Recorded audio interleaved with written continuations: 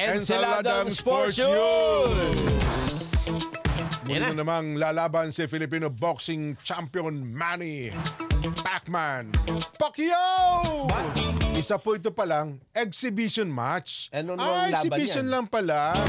Ito daw po'y labanan sa pagitan ng dating 8 Division World Champion at Japanese Rizin Featherweight Champion Chihiro Suzuki.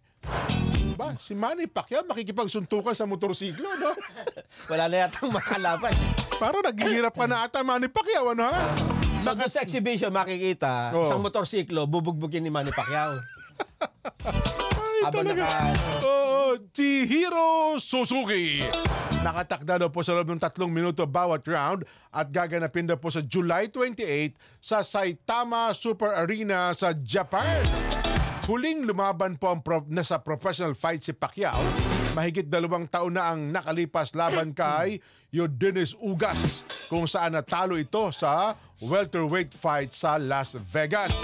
Noon pong Desembre 2022 ay nagsagawa rin po ng exhibition fight laban kay DKU ng South Korea at nagwagi si Pacquiao sa pamamagitan ng unanimous decision. Ayun!